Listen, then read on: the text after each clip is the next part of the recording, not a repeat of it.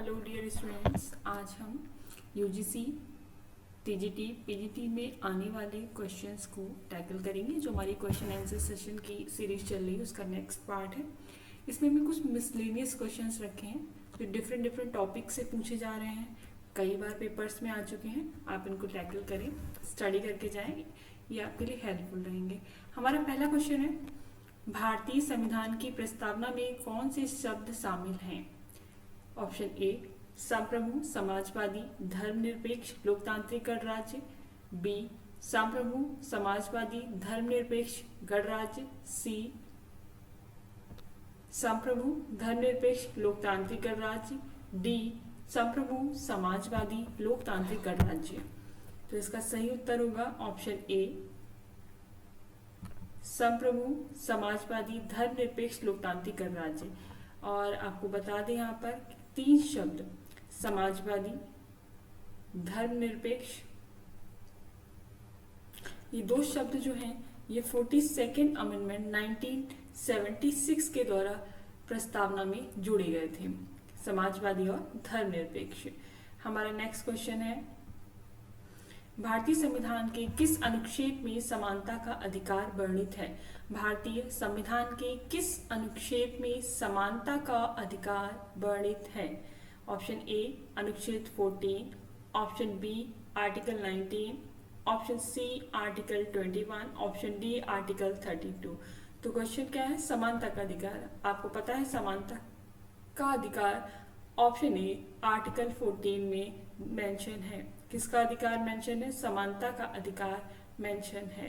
आपका next question है, राज्य के नीति निर्देशक तत्व किस भाग में वर्णित हैं? राज्य के नीति निर्देशक तत्व किस भाग में वर्णित हैं? राज्य के नीति निर्देशक तत्व किस भाग में वर्णित हैं? ऑप्शन ए भाग 3, ऑप्शन बी भाग 4, ऑप्शन सी भाग 5, ऑप्शन डी भाग 6। तो हमारा सही आंसर है ऑप्शन 4, ऑप्शन बी भाग 4, यानी कि पार्ट 4 जो है, जो पार्ट 4 है उसमें राज्य के नीति निर्देशक तत्वों का वर्णन किया गया है। आप बताइएगा कौन कौन से आर्टिकल्स जो हैं वो राज्य के नीति निर्देशक तत्वों में आते हैं, या कहाँ से कहाँ तक के आर्टिकल्स जो हैं वो राज्य के नीति निर्देशक तत्वों में शामिल किए गए हैं। राज्य के नीति निर्देशक तत्वों के बारे में आपको पता है ये बाध्य योग्य नहीं है। ये राज्य जब कानून बनाता है उस समय इन विषयों को ध्यान में रखता है और फिर कानून बनाता है। हमारा नेक्स्ट क्वेश्चन है, भारतीय संसद के दोनों सदनों की संयुक्त बैठक की अध्यक्षता कौन करता है? भारतीय संसद के दोनों सदनों की संयुक्त बैठक की अध्यक्षता कौन करता है? तो पहला ऑप्शन प्रेसिडेंट, बी ऑप्शन उपराष्ट्रपति, सी लोकसभा अध्यक्ष, डी प्रधानमंत्री। तो इसका सही उत्तर है सी लोकसभा अध्यक्ष। आपको जो कल की स्लाइड थी हमारी, जो कल का हमारा पार्ट था, उसमें हमने बताया था कि भारतीय संसद के दोनों सदनों की संयुक्त बैठक को कौन बुलाता है। तो बुलाने में जो क्वेश्चन का आंसर रहेगा वो प्रेसिडेंट था, लेकिन जो अध्यक्षता का कार्य है वह लोकसभा अध्यक्ष ही करता है। हमारा नेक्स्ट क्वेश्चन है, निम्नलिखित में से कौन सा मौलिक अधिकार नहीं है? ऑप्शन ए समानता का अधिकार, ऑप्शन बी स्वतंत्रता का अधिकार, ऑप्शन सी संपत्ति का अधिकार, ऑप्शन डी सांस्कृतिक और शैक्षिक अधिकार। तो कौन सा मौलिक अधिकार नहीं है आप बता सकते हैं? ऑप्शन सी संपत्ति का अधिकार मौलिक अधिकार नहीं है। जब मूल संविधान बना था तो मूल अधिकारों में संपत्ति का अधिकार भी मौलिक अधिकार हुआ करता था, लेकिन 44th अमेंडमेंट 1978, 44th अमेंडमेंट 1978 के द्वारा इसको मौलिक अधिकारों से हटा दिया गया था और आर्टिकल 300A के अंतर्गत स्थान दिया गया था, यानी कि संपत्ति का अधिकार अब एक विधिक कानून बन चुका है। तो संपत्ति का अधिकार जो है वो मौलिक अधिकार नहीं है, इसको ध्यान में रखिएगा। हमारा नेक्स्ट क्वेश्चन है, जॉन लॉक को किस उपाधि से जाना जाता है? यह जॉन लॉक किस वाद के जनक हैं? तो देखिए पहला ऑप्शन है उदारवाद के जनक, दूसरा ऑप्शन है समाजवाद के जनक, तीसरा ऑप्शन है तानाशाही के जनक और चौथा ऑप्शन है साम्यवाद के जनक। तो इसका सही उत्तर है उदारवाद के जनक। जो जॉन लॉक हैं ये 18वीं सदी के हैं। सोशल कॉन्ट्रैक्ट थ्योरी आई थी उसके जनक भी कहे जाते हैं और जॉन लॉक को उदारवाद का जनक कहा जाता है। ये समझौतावादी सिद्धांत के विचारकों में से एक है। समझौतावादी सिद्धांत के विचारकों में तीन थिंकर्स आते हैं। इसमें आपका पहला नाम आ जाएगा हॉब्स का, दूसरा नाम है आपका लॉक का, और फिर थर्ड नंबर पे जो नाम आ जाएगा वो है रूसो का। तो तीन नाम इसमें आ जाते हैं समझौतावादी विचारकों में। तो इसमें हॉब्स, लॉक और रूसो का नाम मेंशन किया गया है। जॉन लॉक को उदारवाद का जनक माना जाता है। कई सारी बुक्स भी उन्होंने लिखी हुई हैं, आप उनको स्टडी करिएगा। बताइएगा जॉन लॉक का जन्म कहाँ हुआ था और वे किस देश के नागरिक हैं। जॉन लॉक की जो सिद्धांत हैं, समझौतावादी सिद्धांत हैं, उस पे रिलेटेड भी कुछ क्वेश्चंस हम आपको आगे कराएंगे। काफ़ी इंपॉर्टेंट क्वेश्चंस हैं, मल्टीपल टाइम्स वो पेपर में पूछे गए हैं। आप हमसे कनेक्टेड रहिए, चैनल से जुड़े रहिए, आपको नए नए क्वेश्चंस मिलते रहेंगे। हमारा नेक्स्ट क्वेश्चन है, जॉन लॉक की प्रमुख कृति टू ट्रीटाइज ऑफ गवर्नमेंट किस वर्ष प्रकाशित हुई थी। तो पहला ऑप्शन है 1689, बी 1690, सी 1701, डी 1710। तो इसका सही आंसर है बी 1690। ये इनकी कृति रही है, टू ट्रीटाइज ऑफ गवर्नमेंट। ये कब प्रकाशित हुई है, इसका उत्तर आपको सही उत्तर आपको पता चल गया है, ऑप्शन बी 1690। हमारा नेक्स्ट क्वेश्चन है, जॉन लॉक के अनुसार मनुष्य के कौन कौन से प्राकृतिक अधिकार हैं। तो जॉन लॉक के अनुसार मनुष्य के प्राकृतिक अधिकार, ऑप्शन ए जीवन, स्वतंत्रता, संपत्ति, ऑप्शन बी जीवन, समानता, स्वतंत्रता, ऑप्शन सी स्वतंत्रता, समानता, बंधुत्व, ऑप्शन डी जीवन, स्वतंत्रता, सुख। इसका सही उत्तर है जीवन, स्वतंत्रता, संपत्ति। इसका सही उत्तर है ए लाइफ, लिबर्टी एंड प्रॉपर्टी। ये मनुष्य के प्राकृतिक अधिकार है। ये किसने कहा था, ये जॉन लॉक ने कहा था। हमारा नेक्स्ट क्वेश्चन है, जॉन लॉक के अनुसार यदि सरकार नागरिकों के प्राकृतिक अधिकारों की रक्षा नहीं करती है तो नागरिकों को क्या करना चाहिए। सिंपल सी बात है, जो समझौता किया गया था वो समझौता किया ही गया था प्राकृतिक अधिकारों की रक्षा के लिए। देखिए इनका पहला ऑप्शन है सरकार का पालन करना, बी सरकार को बदलना, सी सरकार के खिलाफ विद्रोह करना, डी देश छोड़ देना। इन्होंने ऑप्शन सी जो है वो राइट आंसर है, सरकार के खिलाफ विद्रोह करना। किन परिस्थितियों में बताया है कि जब नागरिकों के प्राकृतिक अधिकारों की रक्षा सरकार नहीं करती है तब नागरिकों को अधिकार है कि वे सरकार के खिलाफ विद्रोह कर सकते हैं। हमारा नेक्स्ट क्वेश्चन है, जॉन लॉक की एनएसी कंसर्निंग ह्यूमन अंडरस्टैंडिंग का मुख्य विषय क्या है। एनएसी कंसर्निंग ह्यूमन अंडरस्टैंडिंग, इसका मुख्य विषय क्या है। ऑप्शन ए मानव समझ की प्रकृति और स्रोत, ऑप्शन बी राजनीतिक सिद्धांत, ऑप्शन सी धार्मिक सहिष्णुता, ऑप्शन डी सामाजिक अनुबंध। इसका सही उत्तर है ऑप्शन ए मानव समझ की प्रकृति और स्रोत। इसका सही उत्तर है मानव समझ की प्रकृति और स्रोत। नेक्स्ट क्वेश्चन है हमारा, थॉमस हॉब्स के अनुसार प्राकृतिक स्थिति में क्या होता है। थॉमस हॉब्स हमने आपको पहले बताया कि समझौतावादी विचारकों में थॉमस हॉब्स का भी नाम है। इनकी जो प्राकृतिक स्थिति थी यानी कि जो स्टेट ऑफ नेचर था उसमें क्या होता था। ऑप्शन ए लोग स्वतंत्र और समान होते थे, तो ये गलत है, ये सही नहीं है। ऑप्शन बी लोगों के बीच संघर्ष और असुरक्षा होती है, ये सही है। हॉब्स का मानना था कि प्राकृतिक अवस्था में लोगों के बीच संघर्ष रहता था और वो अपने आप को सेफ फील नहीं करते थे। ऑप्शन सी लोगों के पास स्थापित कानून होते थे, ये भी गलत है। लोगों के पास प्राकृतिक अधिकार होते हैं, ये भी गलत है। इसमें हॉब्स का व्यू नहीं है, इसके बारे में बात की है लॉक ने। तो इसका सही उत्तर है ऑप्शन बी लोगों के बीच परस्पर संघर्ष और असुरक्षा व्याप्त थी। किसने कहा, ये थॉमस हॉब्स की जो प्राकृतिक स्थिति रही है, प्राकृतिक अवस्था की बात कर रहे हैं उसमें। नेक्स्ट क्वेश्चन है हमारा, हॉब्स के अनुसार सामाजिक अनुबंध में लोग किसे सौंपते हैं। हॉब्स के अनुसार सामाजिक अनुबंध में लोग किसे सत्ता सौंपते हैं। तो देखिए पहला यहाँ पे थोड़ा सा मिस प्रिंट है। आपका ऑप्शन ए है जुडिशरी, ऑप्शन बी विधानपालिका, ऑप्शन सी कार्यपालिका, ऑप्शन डी निरंकुश शासक। तो हॉब्स जो है सामाजिक अनुबंध में जो संपूर्ण अधिकार है या जो संपूर्ण शक्ति है वो सॉवरेन यानी निरंकुश शासक के हाथों में दे देता है। इसका ऑप्शन डी निरंकुश शासन सही उत्तर है। सामाजिक अनुबंध में लोग संपूर्ण शक्ति किसको दे रहे हैं, निरंकुश शासक को दे रहे हैं, सॉवरेन को दे रहे हैं।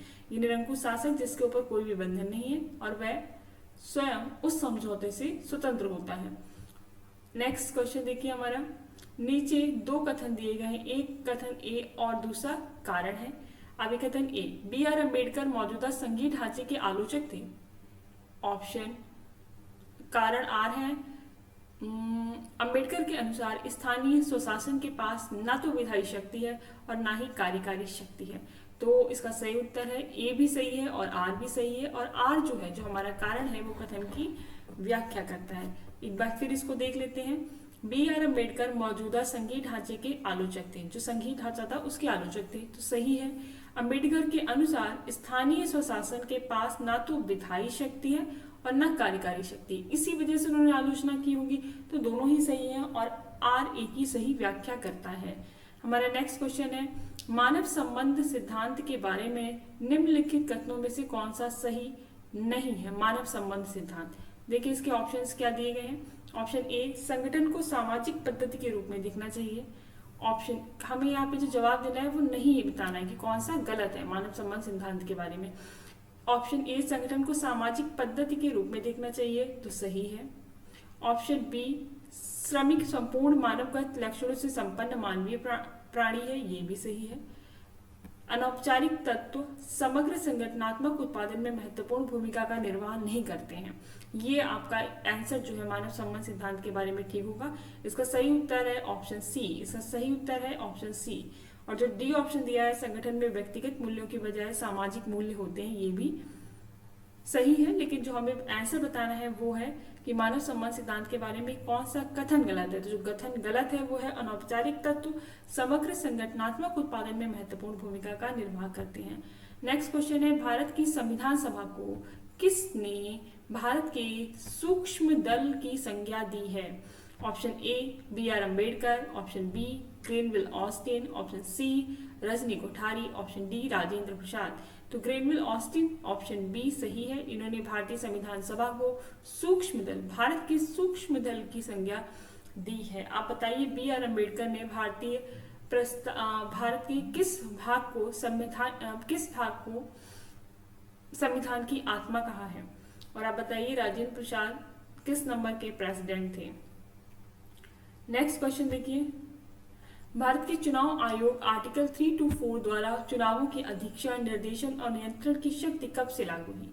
तो ये शक्ति कब से लागू हुई, पहला ऑप्शन है आपका 26 जनवरी 1950, बी 15 अगस्त 1947, सी 26 नवंबर 1949, डी 25 जनवरी 1950। तो इसका सही उत्तर है 26 नवंबर 1949। इसका सही उत्तर क्या है, 26 नवंबर 1949।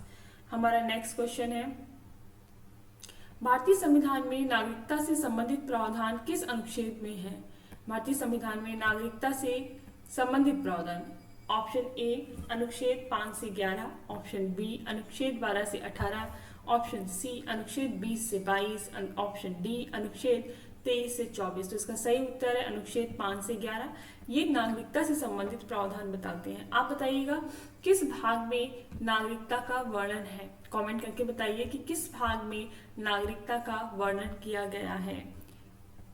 नेक्स्ट क्वेश्चन है हमारा, भारतीय संविधान के किस अनुच्छेद में संघीय शासन की व्यवस्था की गई है। संघीय शासन की व्यवस्था की गई है, या आप ऐसे बता सकते हैं कि वे कौन सा अनुच्छेद है जिसमें भारत को राज्यों का संघ कहा गया है। भारत को क्या कहा गया है, राज्यों का संघ कहा गया है। आपके ऑप्शन है, option A article 1, option B article 52, option C article 368, option D article 370। तो कौन सा भाग है जिसमें भारत को राज्यों का संघ कहा जाता है। भारत को राज्यों का संघ कहा जाता है। तो इसका सही उत्तर है ऑप्शन ए, अनुच्छेद 1 में भारत को राज्यों का संघ कहा जाता है। अनुच्छेद ए, भारत को राज्यों का संघ कहा जाता है अनुच्छेद 1 में। ठीक है, नेक्स्ट क्वेश्चन है हमारा, अब कल मैंने आपको बताया था आर्टिकल 368 में क्या मेंशन किया गया है, संवैधानिक संशोधन। आर्टिकल 370 में जम्मू कश्मीर की व्यवस्था का वर्णन था जो समाप्त हो गया है। नेक्स्ट क्वेश्चन देखिए, भारतीय संविधान में संसद की अधिकतम सदस्य संख्या कितनी है। Option A 545, option B 552, option C 550, option D 545 Lok Sabha, 250 Rajya Sabha. अब यहाँ पे क्वेश्चन ध्यान से पढ़िएगा, संसद की अधिकतम मतलब दोनों सदनों की पूछी गई है, तो दोनों सदनों के लिए आपको सही उत्तर दिख रहा है। ऑप्शन डी है 545 और 250 राज्यसभा। एक इम्पोर्टेंट डेटा यहाँ पे याद रखिएगा, 104 कॉन्स्टिट्यूशनल अमेंडमेंट एक्ट 2019 के द्वारा आंग्ल भाषा के 2 सदस्यों को जो लोकसभा में नियुक्ति की जाती थी बाय प्रेसिडेंट, ये अब समाप्त कर दी गई है। तो ये नंबर 543 रह जाएगा। नेक्स्ट क्वेश्चन है हमारा, भारतीय संविधान के किस अनुच्छेद में संविधान संशोधन की प्रक्रिया का उल्लेख किया गया है? आर्टिकल 368 में किया गया है। संविधान संशोधन की प्रक्रिया का उल्लेख आर्टिकल 368 में किया गया है। इसका पार्ट बताइएगा कि कौन से पार्ट में संविधान संशोधन का उल्लेख किया गया है। आपको पता है टोटल कितने पार्ट्स हैं संविधान के, कितनी अनुसूचियां हैं, कितने पार्ट्स हैं और कितने आर्टिकल्स हैं, ये सब आप कमेंट्स करके मेंशन करिए। नेक्स्ट क्वेश्चन है हमारा, भारतीय संविधान में नागरिकों के मौलिक अधिकार किस अनुच्छेद से किस अनुच्छेद तक विस्तृत हैं? मौलिक अधिकारों की बात करें, नागरिकों के मौलिक अधिकार, तो देखिए आपका ऑप्शन ए है अनुच्छेद 12 से 35, ऑप्शन बी अनुच्छेद 14 से 32, ऑप्शन सी अनुच्छेद 15 से 30, ऑप्शन डी अनुच्छेद 16 से 31। तो इसका सही उत्तर है अनुच्छेद 12 से 35 तक। इसमें नागरिकों के मौलिक अधिकारों का वर्णन किया गया है आर्टिकल 12 to 35। हमारा नेक्स्ट क्वेश्चन है, राज्य की परिभाषा किसने दी थी? राज्य की परिभाषा किसने दी है? John Locke, option A, option B Thomas Hobbes, option C MacIver, option D Jean Bodin. अब देखिए जॉन लॉक तो गलत है, इन्होंने समझौतावादी सिद्धांत दिया है। थॉमस हॉब्स भी समझौतावादी सिद्धांत से जुड़े हुए हैं। इसका सही उत्तर है ऑप्शन सी मैकाइवर। इनकी किताब का भी नाम है मॉडर्न स्टेट, जिसमें इन्होंने राज्य की परिभाषा का उल्लेख किया है। जीन बॉर्डन का नाम जो जुड़ा हुआ है वो संप्रभुता के सिद्धांत से जुड़ा हुआ है। इन्होंने संप्रभुता का सिद्धांत सबसे पहली बार दिया था। कौन सा सिद्धांत दिया था इन्होंने जो सिद्धांत दिया था वो सिद्धांत था संप्रभुता का सिद्धांत। 1 बाई 1 करके हम इस पे आपको पूरा टॉपिक ही रीड कराएंगे, जस्ट बिकॉज अभी रिसेंट में एग्जाम्स हैं तो मैं सिर्फ क्वेश्चंस ही प्रैक्टिस करवा रही हूँ। आई होप ये सब आपके लिए बेनिफिशियल साबित हो। आप एक एक क्वेश्चन को ध्यान से पढ़ें और अगर ये पेपर में आता है तो ये आपके लिए काफ़ी बेनिफिशियल साबित होगा। ये क्वेश्चंस मल्टीपल टाइम्स एग्जाम से पूछे जा चुके हैं, चाहे यूजीसी नेट का हो, टीजीटी, पीजीटी, असिस्टेंट प्रोफेसर जैसे एग्जाम्स में भी पॉलिटिकल साइंस से जुड़े हुए क्वेश्चंस ही हैं और ये पूछे गए हैं। नेक्स्ट क्वेश्चन है हमारा, राज्य के कौन से तत्व हैं? पहला स्थायी जनसंख्या, निश्चित भौगोलिक क्षेत्र, सरकार और संप्रभुता। बी केवल स्थायी जनसंख्या और सशक्त सरकार। सी केवल संप्रभुता और निश्चित भौगोलिक क्षेत्र, कोई भी नहीं। तो इसका सही उत्तर ए है। आपको पता है राज्य के 4 तत्व होते हैं। कितने तत्व होते हैं? 4 तत्व होते हैं। तो इस 4 तत्वों में क्या क्या बोला जाता है? ये जो 4 तत्व हैं इसमें पहला आपका आ जाएगा जनसंख्या।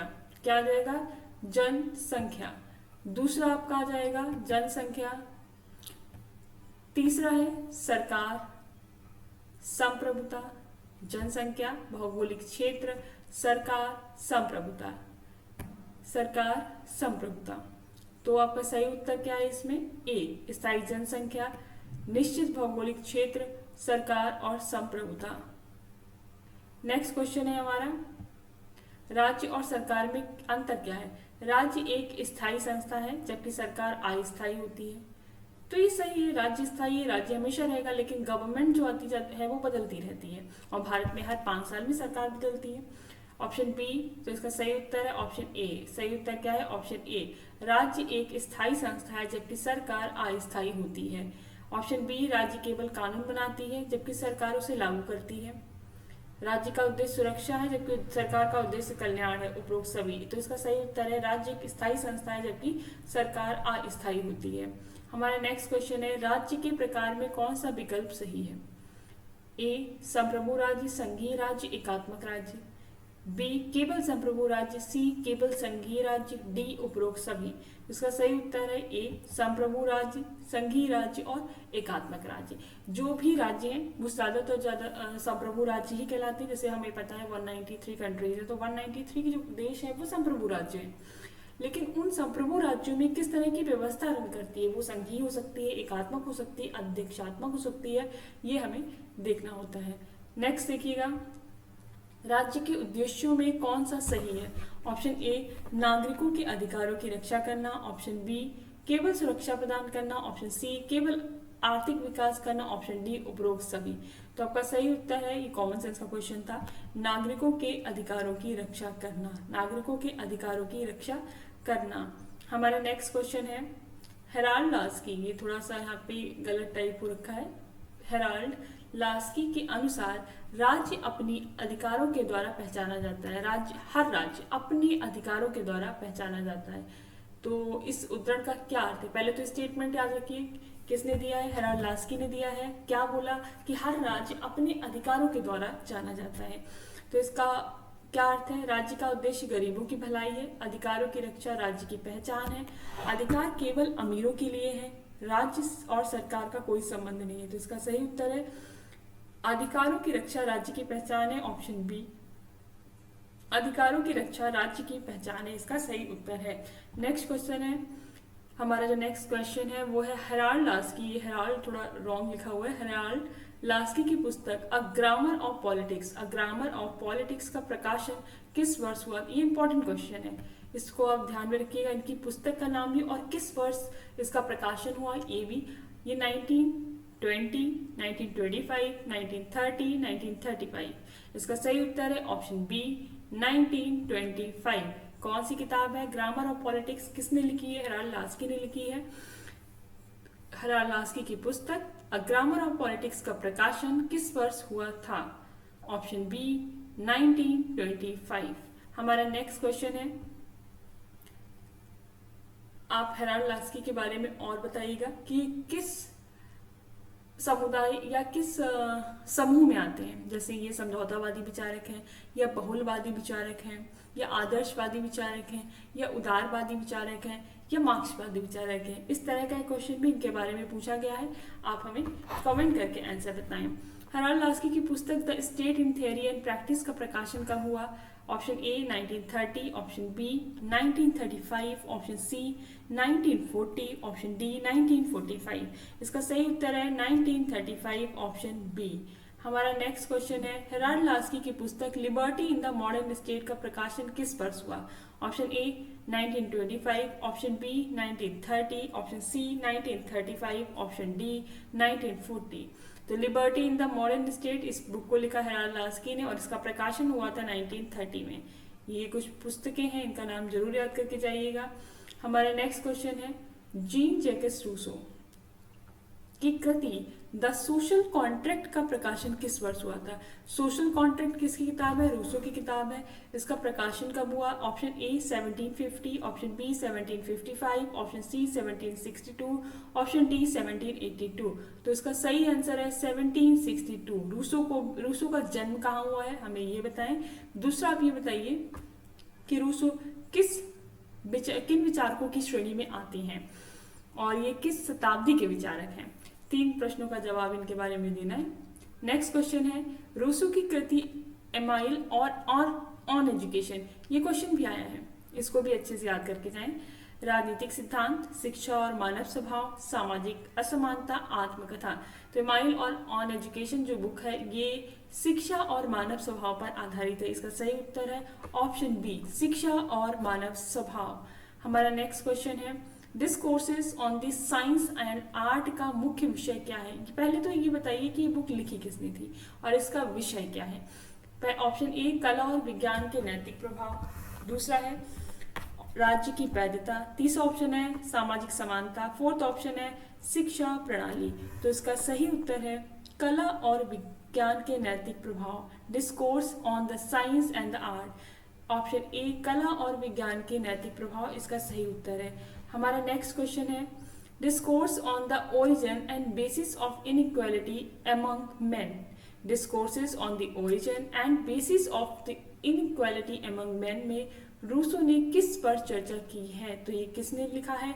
ये रूसो ने लिखा है। ऑप्शन ए क्या है? राज्य की संरचना, ऑप्शन बी सामाजिक असमानता उसके स्रोत, ऑप्शन सी शिक्षा के उद्देश्य, ऑप्शन डी आत्मकथात्मक अनुभव। तो इसका सही उत्तर है सामाजिक असमानता और उसके स्रोत, ऑप्शन बी जो है वो सही है, सामाजिक असमानता और उसके स्रोत। हमारा नेक्स्ट क्वेश्चन है प्लेटो के अनुसार न्याय का सर्वोत्तम रूप क्या है? मतलब प्लेटो ने न्याय की जो परिभाषा दी है वो क्या है? ऑप्शन ए सभी व्यक्तियों को समान अधिकार देना, तो ये गलत है। ऑप्शन बी प्रत्येक व्यक्ति को उसकी योग्यता के अनुसार कार्य सौंपना, ये सही है। ऑप्शन सी, सभी संपत्ति और पत्नियों का सामूहिक स्वामित्व, ये भी गलत है। शक्तिशाली वर्ग का शासन, ये भी गलत है। ऑप्शन बी, प्रत्येक व्यक्ति को उसकी योग्यता के अनुसार कार्य सौंपना, प्लेटो के अनुसार न्याय यही है। अगर आपसे पूछा जाए ये स्टेटमेंट किसने दिया है, शक्तिशाली का हित ही न्याय है, ये आया भी है, शक्तिशाली का हित ही न्याय है, तो ये स्टेटमेंट दिया है थ्रेसिमेकस ने। लेकिन प्लेटो की जो न्याय व्यवस्था है उसमें न्याय क्या है, प्रत्येक व्यक्ति को उसकी योग्यता के अनुसार कार्य सौंपना, प्रत्येक व्यक्ति को उसकी योग्यता के अनुसार कार्य सौंपना ही न्याय है। हमारा नेक्स्ट क्वेश्चन है, प्लेटो के अनुसार आदर्श राज्य में शासक कौन होते हैं। ऑप्शन ए, व्यापारी वर्ग, ऑप्शन बी, सैनिक वर्ग, ऑप्शन सी, दार्शनिक राजा, ऑप्शन डी, कृषक वर्ग। तो आदर्श राज्य में जो शासक है वो होता है फिलोसोफर किंग। कौन होता है, फिलोसोफर किंग होता है। और इसी फिलोसोफर किंग के लिए उन्होंने संपत्ति और पत्नियों के साम्यवाद की व्यवस्था की थी कि वह संपत्ति और पत्नी फैमिली वगैरह से दूर रहेगा। दार्शनिक राजा, आदर्श राज्य में शासक कौन होते हैं, दार्शनिक राजा होते हैं। प्लेटो का गुरु कौन था, आप बताएं प्लेटो के गुरु का नाम, कि प्लेटो का गुरु कौन था या प्लेटो किसका शिष्य था। हमारा नेक्स्ट क्वेश्चन है, प्लेटो के अनुसार राज्य की संरचना किस सिद्धांत पर आधारित है। प्लेटो के अनुसार जो राज्य की संरचना है वो किस सिद्धांत पर आधारित है। ऑप्शन ए, सामाजिक अनुबंध सिद्धांत, नहीं ये गलत है। ऑप्शन बी, सामाजिक वर्गों की भूमिका पर आधारित सिद्धांत, ये सही है। जो राज्य की संरचना रहेगी वो सामाजिक वर्गों की भूमिका पर आधारित होगी। ऑप्शन सी, प्राकृतिक अधिकार सिद्धांत, ऑप्शन डी, राजतंत्र सिद्धांत। तो इसका सही उत्तर है ऑप्शन बी, सामाजिक वर्गों की भूमिका पर आधारित सिद्धांत। अब यहाँ पे हम आपको बता दें कि इसने 3 वर्ग बताए थे। एक वर्ग शासक वर्ग था, दूसरा उत्पादक वर्ग था और तीसरा सैनिक वर्ग था। क्रोनोलॉजिकल ऑर्डर भी आता है जिसमें हमें देखने को मिलेगा पहले शासक वर्ग, फिर सैनिक वर्ग, फिर उत्पादक वर्ग और उसके बाद न्याय व्यवस्था आ जाएगी। एक क्रोनोलॉजिकल ऑर्डर भी क्वेश्चन में पूछा जाता है कि सबसे पहले उन्होंने किस किस को रखा है, यानी कि इनका जो पूरा न्याय सिद्धांत है या राज्य का वर्गीकरण किया गया है वो व्यक्ति के स्वभाव को आधार बना करके किया गया है कि व्यक्ति के अंतर्गत 3 तत्वों का समावेशन होता है। उन 3 तत्वों में से किसी एक तत्व की प्रधानता हर व्यक्ति में होती है। जिस भी तत्व की प्रधानता उस व्यक्ति में होगी वह उसी के अनुसार कार्य करेगा और उसी के अनुसार उसका राज्य में स्थान होगा। इसीलिए यहाँ पे जवाब क्या आ रहा है कि सामाजिक वर्गों की भूमिका पर आधारित सिद्धांत, यही है इनकी राज्य की संरचना का सिद्धांत। नेक्स्ट क्वेश्चन है हमारा, प्लेटो के अनुसार न्याय का क्या अर्थ है। ऑप्शन ए, सभी व्यक्तियों को समान रूप से व्यवहार करना। ऑप्शन बी, प्रत्येक व्यक्ति को उसकी भूमिका निभाने देना। ऑप्शन सी, सभी संपत्ति का समान वितरण करना। ऑप्शन डी, शक्तिशाली वर्ग का शासन। तो इसका सही उत्तर है प्रत्येक व्यक्ति को उसकी भूमिका निभाने देना। ये प्लेटो के अनुसार न्याय है। प्लेटो की किताब का नाम क्या है, रिपब्लिक। प्लेटो की बुक का नाम क्या आता है, रिपब्लिक। आप हमें कमेंट करके बताइए कि पॉलिटिक्स किसने लिखी है, पॉलिटिक्स किसने लिखी। इनकी पुस्तक का नाम क्या है, रिपब्लिक, जिसमें इन्होंने न्याय व्यवस्था का वर्णन किया है। इनकी पुस्तक का नाम क्या है, रिपब्लिक। रिपब्लिक में ही इन्होंने अपनी न्याय व्यवस्था का वर्णन किया है। आप इसके बारे में कमेंट करके बताएं कि पॉलिटिक्स किसकी पुस्तक है, पॉलिटिक्स किसकी पुस्तक है। हमारा नेक्स्ट क्वेश्चन है, प्लेटो के अनुसार आदर्श राज्य में शिक्षा का उद्देश्य क्या है। प्लेटो के अनुसार आदर्श राज्य में शिक्षा का उद्देश्य क्या है। ऑप्शन ए, व्यक्तिगत स्वतंत्रता को बढ़ावा देना। ऑप्शन बी, सभी व्यक्तियों को समान शिक्षा देना। ऑप्शन सी, शासकों को दार्शनिक राजा बनाने के लिए शिक्षा देना। ऑप्शन डी, सभी वर्गों के बीच समानता स्थापित करना। तो इसका सही उत्तर है शासकों को, जो हमारे शासक होंगे उनको दार्शनिक राजा बनाने के लिए शिक्षा देना। ये सी जो है इसका सही उत्तर है। आदर्श राज्य में जो शिक्षा दिया जा रहा था उसके पीछे सबसे बड़ा इंटेंशन ये था कि किस तरह का राजा जो है वो बनाया जाना चाहिए। नेक्स्ट क्वेश्चन आ जाता है हमारा, अरस्तु के अनुसार आदर्श राज्य का उद्देश्य क्या है। हमारा सवाल क्या है, अरस्तु के अनुसार आदर्श राज्य का उद्देश्य क्या है। ऑप्शन ए, नागरिकों की भलाई और अच्छे जीवन की प्राप्ति। ऑप्शन बी, सभी नागरिकों को समान अधिकार देना। ऑप्शन सी, शक्तिशाली वर्ग का शासन। ऑप्शन डी, सभी संपत्ति का समान वितरण। तो इसका सही उत्तर है ऑप्शन ए, नागरिकों की भलाई और अच्छे जीवन की प्राप्ति। इसका सही उत्तर क्या है, नागरिकों की भलाई और अच्छे जीवन की प्राप्ति। अरस्तु के अनुसार आदर्श राज्य का उद्देश्य क्या दिया है? नागरिकों की भलाई और अच्छी जीवन की प्राप्ति। और जो बुक अभी मैंने आपसे पूछी थी कि पॉलिटिक्स नामक बुक किसने लिखी है, तो वह अरस्तु ने लिखी है। पॉलिटिक्स नामक पुस्तक अरस्तु के द्वारा लिखी गई है और अरस्तु के गुरु का नाम है प्लेटो। ठीक है, अब आप मुझे बताएं कि प्लेटो के गुरु का नाम क्या था। नेक्स्ट क्वेश्चन है हमारा, अरस्तु के अनुसार राज्य का सर्वोत्तम रूप कौन सा है? अरस्तु के अनुसार राज्य का सर्वोत्तम रूप कौन सा है? ऑप्शन ए राजतंत्र, ऑप्शन बी गणराज्य, option C aristocracy, option D polity. जो अरस्तु के अनुसार राज्य का सर्वोत्तम रूप है पॉलिटी, तो इसका सही उत्तर है डी। नेक्स्ट क्वेश्चन है हमारा, अरस्तु के अनुसार आदर्श राज्य में शिक्षा का उद्देश्य क्या है? ऑप्शन ए व्यक्तिगत स्वतंत्रता को बढ़ावा देना, ऑप्शन बी नागरिकों को अच्छे जीवन के लिए तैयार करना, ऑप्शन सी सभी वर्गों की बीच समानता स्थापित करना, ऑप्शन डी शक्तिशाली वर्ग का शासन। तो इसका सही उत्तर है नागरिकों को अच्छे जीवन के लिए तैयार करना। Option B is the right answer. Next question है हमारा, बेंथम के अनुसार मनुष्य को किन दो शासकों के अधीन माना गया है? बेंथम के अनुसार मनुष्य को किन दो शासकों के अधीन माना गया है? ऑप्शन ए सुख और दुख, ऑप्शन बी सामाजिक अनुबंध और अधिकार, ऑप्शन सी दर्द और सुख, ऑप्शन डी कानून और दंड। बेंथम के अनुसार सभी मनुष्य सुख और दुख के अधीन हैं। Option A is the right answer. हमारा नेक्स्ट क्वेश्चन है, बेंथम के अनुसार फेलिसिफिक कैलकुलस किसका मापक है? फेलिसिफिक कैलकुलस किसका मापक है? ये बेंथम की बात हम कर रहे हैं यहाँ पे। हमारा ऑप्शन है ए सुख और दुख की मात्रात्मक गणना, ऑप्शन बी कानूनी दंड की आवश्यकता, ऑप्शन सी सामाजिक अनुबंध की शर्तें, ऑप्शन डी नागरिक अधिकारों की सूची। इसका सही उत्तर है सुख और दुख की मात्रात्मक गणना। सही उत्तर क्या है? सुख और दुख की मात्रात्मक गणना। हमारा नेक्स्ट क्वेश्चन है, केशवानंद भारती केस किस सिद्धांत से संबंधित है? पहले बताइए केशवानंद भारती केस कब आया था अस्तित्व में? ऑप्शन ए आपातकालीन शक्तियां, ऑप्शन बी मौलिक कर्तव्य, ऑप्शन सी मूल संरचना सिद्धांत, ऑप्शन डी धर्मनिरपेक्षता। तो केशवानंद भारती के सिद्धांत जो है वो मूल संरचना सिद्धांत या बेसिक स्ट्रक्चर से संबंधित है। इसका सही उत्तर है ऑप्शन सी और ये केस 1973 में आया था। आप बताइएगा कितने जजेस इसमें शामिल हुए थे और इसमें क्या महत्वपूर्ण निर्णय लिया गया था। 1973 जिसके अंतर्गत बेसिक स्ट्रक्चर का कॉन्सेप्ट या आधारभूत संरचना का सिद्धांत सामने आया था। आप बता सकते हैं आधारभूत संरचना का सिद्धांत संविधान में वर्णित है या इसकी व्याख्या कैसे होती है? तो आधारभूत संरचना सिद्धांत जो है वो न्यायिक व्याख्याओं के द्वारा पता चलता है कि कौन सा तत्व आधारभूत संरचना का भाग है और कौन सा नहीं है। हमारा नेक्स्ट क्वेश्चन है, हीबियस कॉर्पस रिट का उद्देश्य क्या है? ऑप्शन ए अवैध हिरासत से मुक्ति, ऑप्शन बी अधिकारी को आदेश देना, ऑप्शन सी पद पर अधिकार की जांच या निर्णय को उच्च न्यायालय से पलटना। तो इसका सही उत्तर है अवैध हिरासत से मुक्ति।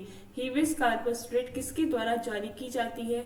आप इसे कमेंट करके बताएं हीबियस कॉर्पस रिट जो है वो किसके द्वारा जारी की जाती है और इस तरह की कितनी रिट्स जो है वो जारी की जाती हैं।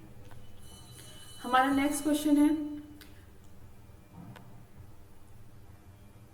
अनुच्छेद 19 के तहत निम्न में से कौन सा अधिकार नहीं आता है? ऑप्शन ए अभिव्यक्ति की स्वतंत्रता, ऑप्शन बी संपत्ति का अधिकार, ऑप्शन सी आंदोलन की स्वतंत्रता, ऑप्शन डी संगठन बनाने का अधिकार।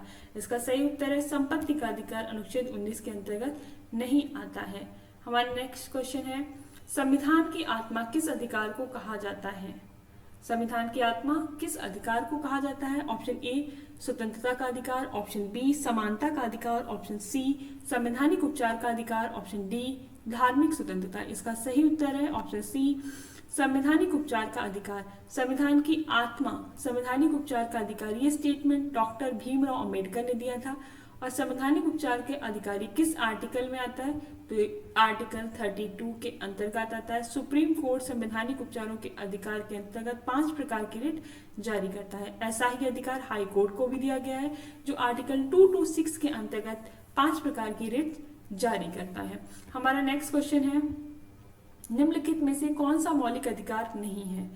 पहला समानता का अधिकार, संपत्ति का अधिकार, स्वतंत्रता का अधिकार, संवैधानिक उपचार का अधिकार। संपत्ति का अधिकार, आप हमें कमेंट करके बताएं कि संपत्ति के अधिकार को मूल अधिकारों से कब हटा दिया गया था और वर्तमान में संपत्ति का अधिकार ये किस अनुच्छेद में शामिल है। हमारा नेक्स्ट क्वेश्चन है, संवैधानिक उपचार का अधिकार भी मैंने आपको बताया आर्टिकल 32 में मेंशन है। इसे अधिकारों का रक्षक कहा जाता है। डॉक्टर अम्बेडकर के अनुसार ये संविधान की आत्मा है। व्यक्ति सीधे सुप्रीम कोर्ट में जा सकता है और इसमें रिट्स आती है habeas corpus, mandamus, prohibition, quo warranto और सर्टियोरेरी। इसको हम हिंदी में बोलते हैं बंदी प्रत्यक्षीकरण, प्रतिषेध, मैंडेमस परमादेश, क्यो वारंटो अधिकार रक्षा और सर्टियोरेरी उत्प्रेषण। इसी तरीके का इनका क्रोनोलॉजिकल ऑर्डर भी आता है। आप एक बार इसको भी स्टडी करिए, इससे जुड़ा हुआ भी क्वेश्चन यूजीसी नेट के एग्जाम में आ चुका है। इस वक्त मुझे ईयर याद नहीं है बट इससे जुड़ा हुआ सवाल आया था। हमारा नेक्स्ट क्वेश्चन है, निम्न में से कौन सी स्वतंत्रता अनुच्छेद के 19 के तहत दी गई है। पहला, ए धर्म की स्वतंत्रता, बी जीवन की स्वतंत्रता, सी संगठन बनाने की स्वतंत्रता, डी शिक्षा का अधिकार। तो 19 के तहत संगठन बनाने की स्वतंत्रता जो है वो दी गई है। शिक्षा का अधिकार किसके अंतर्गत दिया गया है, 21A में दिया गया है। 86 अमेंडमेंट 2002 को पारित किया गया था और उसके बाद शिक्षा के अधिकार को जीवन के अधिकार के अंतर्गत शामिल किया गया और आर्टिकल 21A के अंतर्गत शिक्षा का अधिकार दिया गया है। जीवन की स्वतंत्रता आपको भी बताया मैंने 21 में है। धर्म की स्वतंत्रता ये 25 से 28 के अंतर्गत आता है। नेक्स्ट क्वेश्चन देखिए, मेनका गांधी बनाम भारत संघ। मेनका गांधी बनाम भारत संघ मामला किस अधिकार से संबंधित है। मेरा आपसे प्रश्न है कि मेनका गांधी बनाम भारत संघ का केस जो है वो किस वर्ष में आया था। ऑप्शन ए समानता का अधिकार, ऑप्शन बी संवैधानिक उपचार का अधिकार, ऑप्शन सी जीवन और व्यक्तिगत स्वतंत्रता का अधिकार, ऑप्शन डी शोषण के विरुद्ध अधिकार। इसका सही उत्तर है जीवन और व्यक्तिगत स्वतंत्रता का अधिकार। जीवन और व्यक्तिगत स्वतंत्रता का अधिकार मेनका गांधी बनाम भारत संघ के अधिकार से संबंधित है। हमारा नेक्स्ट क्वेश्चन है, liberty means absence of restraints. यह विचार किसका है। ए रूसो, बी मिल, सी लॉक, डी हॉब्स। ये लॉक लिखा है इन्होंने, हिंदी में लिखते वक्त मिस्टेक हुई है, तो इसका सही उत्तर है जॉन स्टुअर्ट मिल, JS मिल। अब यहाँ पे कंफ्यूजन हो सकता है, जेम्स मिल, जॉन स्टुअर्ट मिल, दो नाम आते हैं। तो जॉन स्टुअर्ट मिल के पिता का नाम था जेम्स मिल, लेकिन जो स्टेटमेंट दिया है वो जॉन स्टुअर्ट मिल ने दिया है। इसको ध्यान में रखिएगा। Liberty means absence of restaurant, प्रतिबंधों का अभाव। स्वतंत्रता का मतलब है प्रतिबंधों का अभाव। हमारा नेक्स्ट क्वेश्चन है, निम्न में से कौन सी स्वतंत्रता अनुच्छेद 19 में नहीं आती है। प्रेस की स्वतंत्रता ये आती है, भाषण और अभिव्यक्ति की स्वतंत्रता ये भी है, संपत्ति रखने की स्वतंत्रता ये नहीं है, भारत में कहीं भी निवास करने की स्वतंत्रता आती है। Option C is the right answer. संपत्ति रखने की स्वतंत्रता जो है 19 के अंतर्गत नहीं आती है। हमारा नेक्स्ट क्वेश्चन है, राज्य क्या है। अब देखिए, राज्य एक राजनीतिक संस्था है जो भौगोलिक क्षेत्र पर संप्रभुता रखती है। इसके 4 तत्व हैं, जनसंख्या, क्षेत्रफल, सरकार, संप्रभुता। और इन चारों में जो सबसे महत्वपूर्ण तत्व माना जाता है वो संप्रभुता है। संप्रभुता का मतलब है देश के आंतरिक और बाह्य मामलों में राज्य निर्णय ले सकता है, किसी भी अन्य संस्था या बाह्य सत्ता का उसमें हस्तक्षेप स्वीकार्य नहीं होगा। हमारा नेक्स्ट क्वेश्चन है, मनुष्य जन्म से स्वतंत्र है परंतु सर्वत्र जंजीरों में जकड़ा हुआ है। ये किसने कहा है। A Thomas Hobbes, B John Locke, C Jean Jacques Rousseau और डी हेगल। तो ये कथन जो है जीन जैकस रूसो यानी कि ये कथन रूसो का है कि व्यक्ति मनुष्य जन्म से स्वतंत्र है, मनुष्य जन्म से स्वतंत्र है परंतु सर्वत्र जंजीरों में जकड़ा हुआ है। हमारा नेक्स्ट क्वेश्चन है, थॉमस हॉब्स ने अपनी किस कृति में राज्य के बारे में लिखा है। तो थॉमस हॉब्स की पुस्तक देखिए, सोशल कॉन्ट्रैक्ट नहीं, Leviathan, see the Prince, D Republic. तो पहला ऑप्शन जो सोशल कॉन्ट्रैक्ट है वो किसकी किताब है, वो रूसो की बुक है, अभी हमने आपको बताया था। इसका सही उत्तर है बी लेवियाथन। लेवियाथन किसकी बुक का नाम है, थॉमस हॉब्स की है। आप हमें कमेंट करके बताइए कि लेवियाथन कब लिखी गई थी। सोशल कॉन्ट्रैक्ट किसकी किताब है, रूसो की बुक का नाम है, क्या नाम है, सोशल कॉन्ट्रैक्ट। कब आई थी, 1761 में आई थी। रूसो की बुक का नाम क्या है, लेवियाथन। द प्रिंस किसने लिखी है? मैकियावेली ने लिखी है। रिपब्लिक किसने लिखी है? अभी हमने आपको बताया था रिपब्लिक किसने लिखी है? अरस्तु ने लिखी है। हमारा नेक्स्ट क्वेश्चन है, राज्य एक साकार नैतिकता है, यह किस विचारक की परिभाषा है? First Rousseau, second Karl Marx, C Hegel, D Plato. तो इसका सही उत्तर है हीगल। हीगल ने कहा कि राज्य क्या है? एक साकार नैतिकता है। और हीगल का एक बहुत फेमस कथन है, राज्य क्या है? राज्य एक साकार नैतिकता है। और भी उन्होंने स्टेटमेंट दिया कि राज्य ईश्वर का अवतरण है, राज्य ईश्वर का पदाक्रम है। इस तरीके के स्टेटमेंट जब आपको पढ़ने को मिले तो आप समझ लीजिएगा ये हीगल ने दिए हैं। हमारा जो नेक्स्ट क्वेश्चन है वो है, निम्नलिखित में से किस विचारक ने विचारक राजा यानी विचारक नहीं दार्शनिक राजा, किस विचारक ने दार्शनिक राजा का सिद्धांत प्रस्तुत किया है? आपका सही उत्तर क्या है, आप हमें बताएं। इसका सही उत्तर होगा प्लेटो। किसने दिया था ये सिद्धांत? प्लेटो ने दिया था। दार्शनिक राजा या फिलोसफर किंग का जो सिद्धांत है वो किसने दिया था? वो प्लेटो ने दिया था। अरस्तु नहीं, रूसो नहीं, मार्क्स नहीं, किसने दिया? ये प्लेटो ने। Option B is the right answer. हमारा नेक्स्ट क्वेश्चन है, कार्ल मार्क्स के अनुसार राज्य क्या है? कार्ल मार्क्स के अनुसार राज्य क्या है? ए नैतिक संस्था, सामाजिक अनुबंध का परिणाम, वर्ग संघर्ष का उपकरण या आत्मा की अभिव्यक्ति। तो इसका सही उत्तर है सी, वर्ग संघर्ष का उपकरण। मार्क्स के अनुसार राज्य क्या है? वर्ग संघर्ष का उपकरण। हमारा नेक्स्ट क्वेश्चन है, जॉन लॉक के अनुसार राज्य का प्रमुख उद्देश्य क्या है? ए नैतिकता की स्थापना, बी जीवन स्वतंत्रता और संपत्ति की रक्षा, सी क्रांति का समर्थन, डी सामाजिक समता।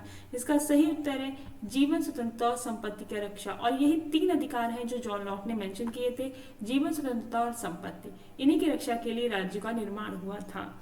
नेक्स्ट क्वेश्चन है, मनुष्य एक राजनीतिक प्राणी, ये कथन किसका है? मनुष्य एक राजनीतिक प्राणी, ये किसने कहा था? अरस्तु, प्लेटो, मार्क्स, हॉब्स। हाँ, मार्क्स यहाँ पे गलत लिखा हुआ है, हॉब्स। इसका सही उत्तर है अरस्तु। अरस्तु ने क्या कहा कि मनुष्य एक राजनीतिक प्राणी है। इनकी किताब का नाम है, इनकी किताब का नाम क्या है? पॉलिटिक्स है। अरस्तु की बुक का नाम क्या है? पॉलिटिक्स है।